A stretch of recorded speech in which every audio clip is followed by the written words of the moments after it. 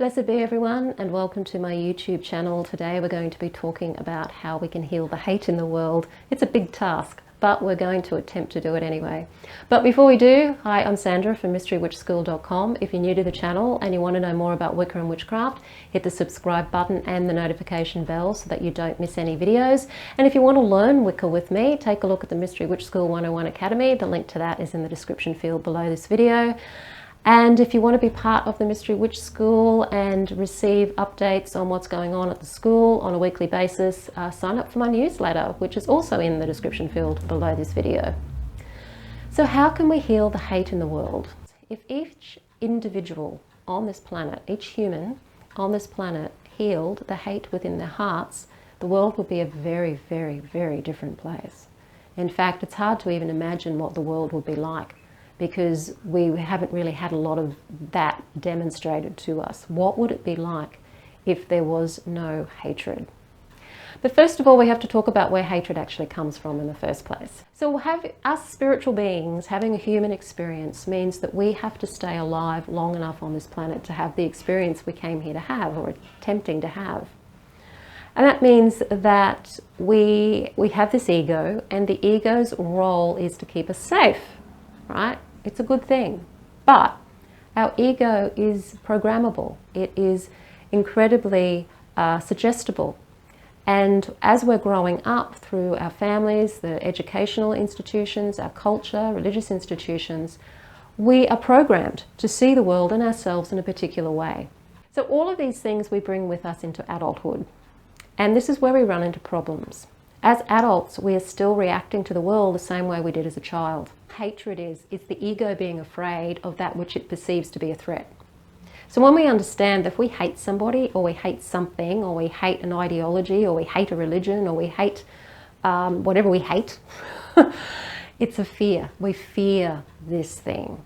So if we can look at that as, I fear this person, or I fear this institution, or I fear this ideology, or whatever it is you fear.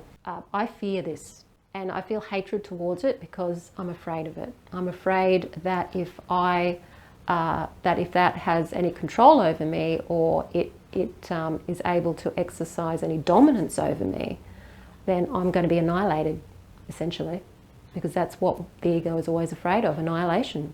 And so the way that the ego protects us is by, I hate that, it's got to go.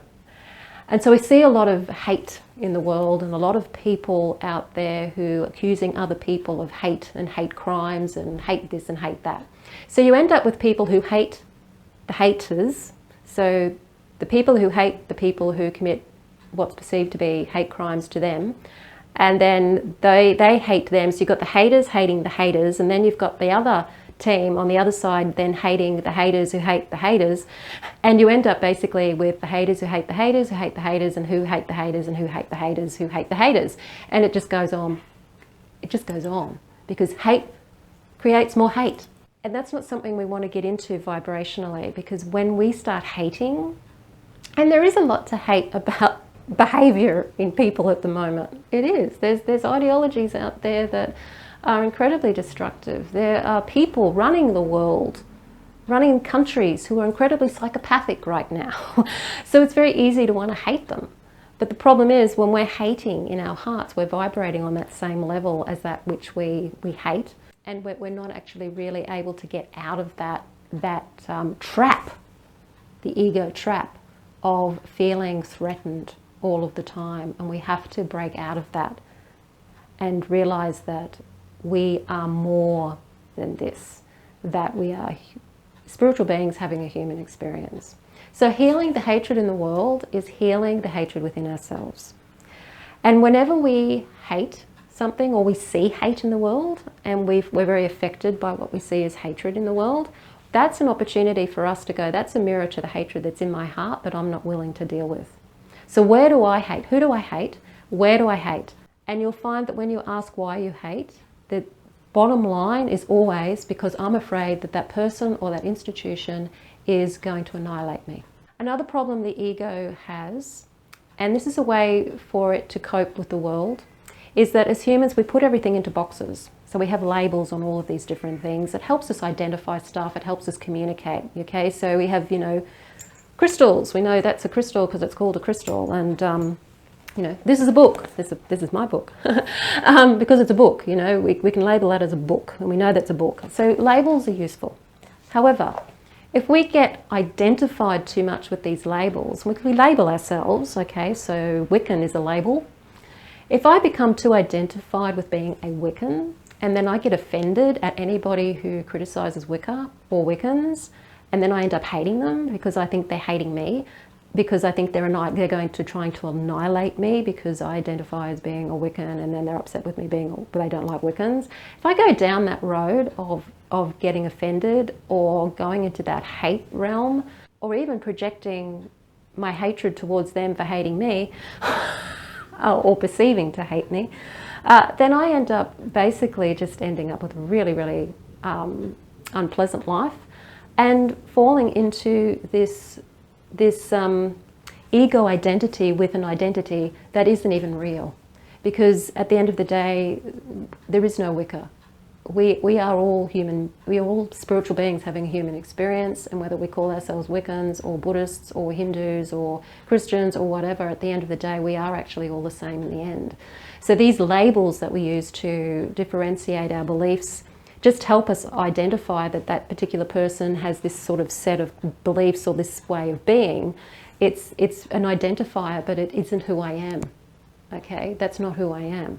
I am a spiritual being having a human experience, and anything about me, my physicality, the way I like to dress, the things I'm attracted to, the way that I like to express myself is just simply me being a spiritual being having a human experience in this form and in this way.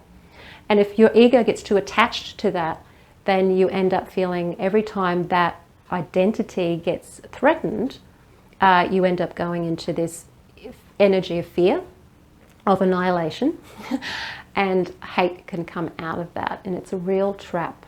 In any type of group of people, you end up with people who even belong to the same group hating each other because they're identifying with more and more and more things. And what is going on in the world around us at the moment is that we are becoming so insular that we're breaking ourselves up and the ego is trying to identify itself with all of these different things, and it's basically spinning itself crazy, because at the end of the day we're none of these things.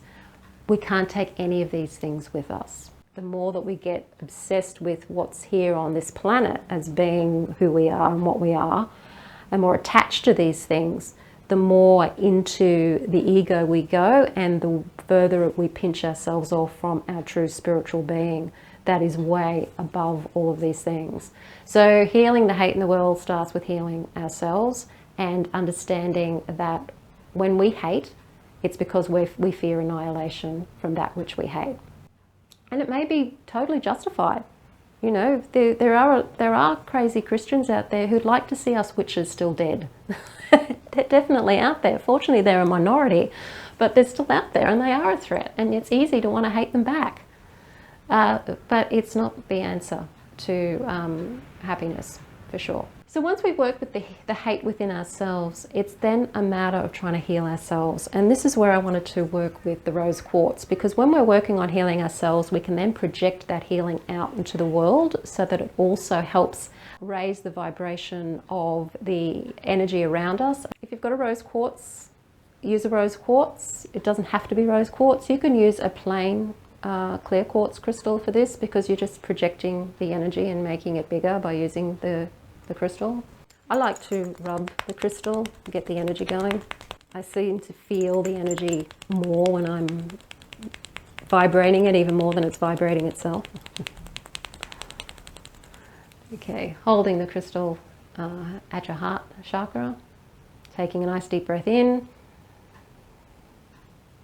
and letting it out. Taking a nice deep breath in and letting it out. I'm taking a nice deep breath in and letting it out.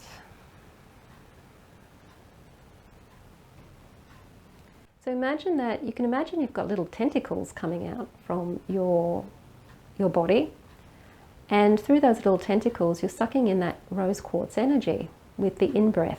So on the breath in, sucking in that energy, filling your body, and then just breathing out, sucking in that energy, and breathing out, and sucking in that energy, and breathing out. And then just allowing yourself to fill with this rose quartz energy, just feeling that energy in your energy field, feeling that vibration, or even just imagining that rose color surrounding you.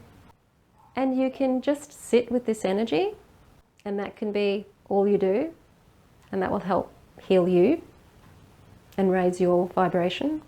Or after you've had enough of the energy for yourself, with your out breath, you can send that energy out into the world around you. So as you suck in the energy, then disperse it, seeing it broaden around you. So maybe this rose pink light that's around you is actually expanding and getting bigger, bigger and bigger and bigger till it's surrounding the room. And then you can expand it to surround your neighborhood. And then you can imagine that you are the size of the universe and that you're expanding it out to the entire universe, or just to the planet. If there's a particular person that you have a little hate issue with, send it to them. Send this rosy pink light to them and see how that feels and see what that does. See how that maybe changes your energy. Doing this kind of energy work where you're working with the energy of love and compassion, it helps not only raise your vibration, it helps you tune into loving yourself more. And the more you can love yourself, the more open to other people you are. So you'll be more receptive of other people's disagreements with you, or people who may have conflicting beliefs. And you won't take them so personally, you won't get offended so much by it. And that's where your power is. Your power is not being influenced by other people's behavior. So if you are not emotionally influenced by somebody saying or doing something that your ego would perceive as being a threat, then you are taking back your power. And that's what this is all about. It's about taking back your power and not giving it away. So enjoy the energy of rose quartz, or even if it's just clear quartz that you're working with. The rose quartz, of course, has that extra energy of love and compassion, so you really will feel the energy if you meditate on it every day, and you'll find that it will help bring more joy and love into your life simply because you're loving yourself more and loving the world more. And if every human being on this planet did this, the world would be a very different place. But if you want to change the world, you have to change yourself first. Act locally, think globally. If you like the video, hit the like button, share it with your friends. Don't forget to subscribe. I'm Sandra from MysteryWitchSchool.com. Blessed be.